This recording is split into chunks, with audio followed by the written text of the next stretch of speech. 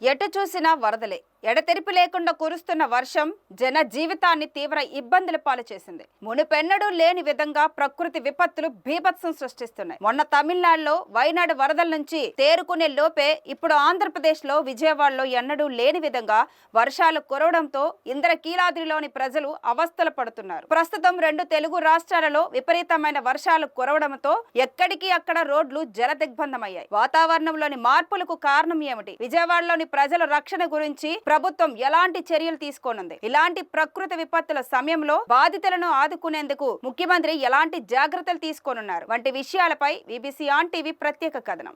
గత 2 రోజుల నుంచి కురుస్తున్న భారీ వర్షాలకు విజయవాడ అతలాకుతలమైంది. నగరంలో రికార్డు స్థాయిలో వర్షపాతం నమోదైంది. కేవలం ఒక్క రోజులోనే 29 సెంటీమీటర్ల వర్షపాతం నమోదైంది. దీంతో గత 30 ఏళ్ల రికార్డు బద్దలైంది. భారీ వర్షాలకు నగర జీవనం అస్తవ్యస్తమైంది. ఓ పక్క వరదలు ముంచెత్తుతుంటే మరోవైపు బుడమేరు ఉప్పొంగుతోంది. దీంతో బుడమేరు 11 గేట్లు ఎత్తివేశారు.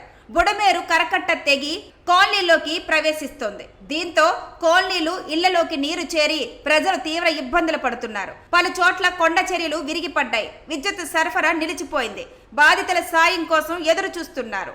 విజయవాడను వరద నీరు ముంచెత్తింది. ఆటో నగర్ నుంచి బెంజ్ సర్కిల్ వరకు వర్షపు నీరు నిలిచిపోవడంతో వాహనాల రాకపోకలకు తీవ్ర అంతరాయం ఏర్పడింది. దీంతో బెజవాడ గజగజ వణికిపోతోంది. అసలు విజయవాడలో వరదలకు కారణం ఏమిటి? ఈ వరదలలో అంతటి నష్టం వాటిల్లడానికి ఎవరి నిర్లక్ష్యం కారణమో తెలుసుకుందాం రండి.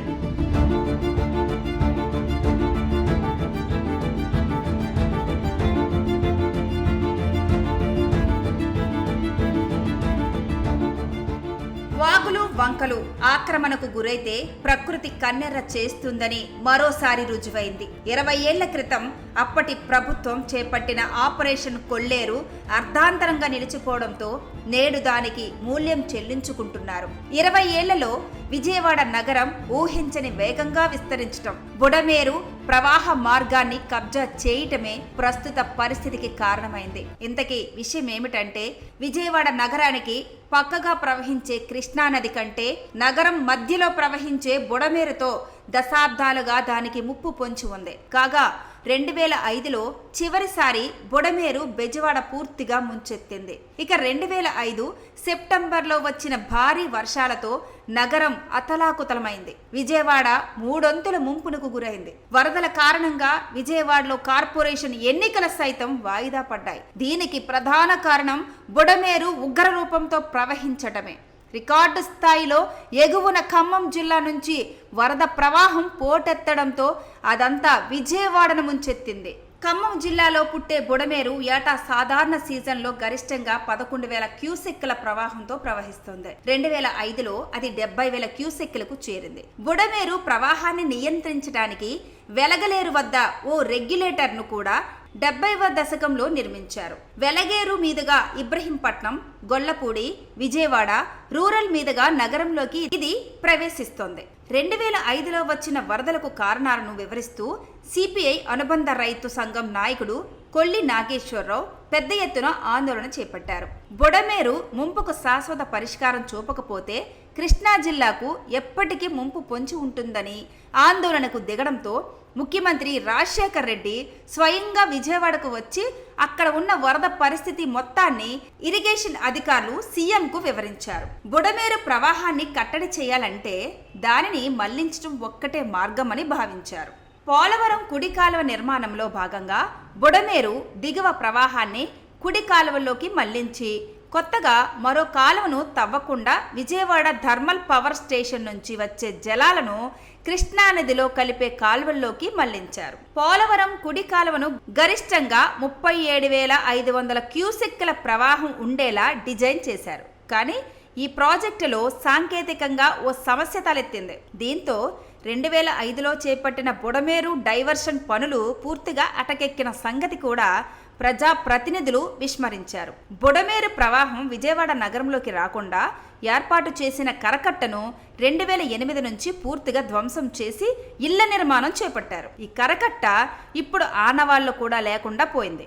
ఆంధ్రప్రదేశ్ సుందరీకరణ పేరుతో నగరానికి రక్షణగా ఏర్పాటు చేసిన వ్యవస్థల్ని రాజకీయ నాయకులు యథేచ్ఛగా ధ్వంసం చేశారు. కాలనీలకు కాలనీలను విస్తరించి నివాస ప్రాంతాలను విస్తరించడంలో 2009 నుంచి విజయవాడలో ఎన్నికైన ఎమ్మెల్యేలు ఈ నిర్లక్ష్యపూరితమైన పనిలో కీలక పాత్ర పోషించారు. కాగా కాంగ్రెస్, టీడీపీ, వైసీపీ వంటి రాజకీయ పార్టీలకు ఇందులో భాగస్వామ్యం ఉంది. అయితే అప్పటి నిర్లక్ష్యమే ఈరోజు ఇంతటి దారుణానికి కారణంగా మారింది.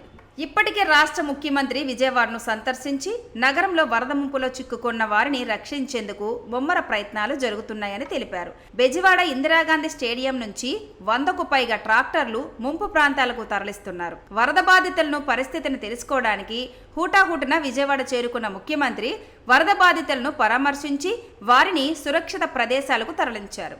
ఇదిలా ఉండగా మరోవైపు మాజీ ముఖ్యమంత్రి జగన్మోహన్ రెడ్డి కూడా వరద బాధితులను సందర్శించి 2 రోజుల నుంచి కనీసం తిండి కూడా లేదంటూ వరద బాధితులు బయటకు వస్తున్నారు. వరద బాధితులకి కనీసం పునరావాస కేంద్రాలను కూడా ఈ కూటమి ప్రభుత్వం ఏర్పాటు చేయలేకపోయిందని విమర్శిస్తున్నారు.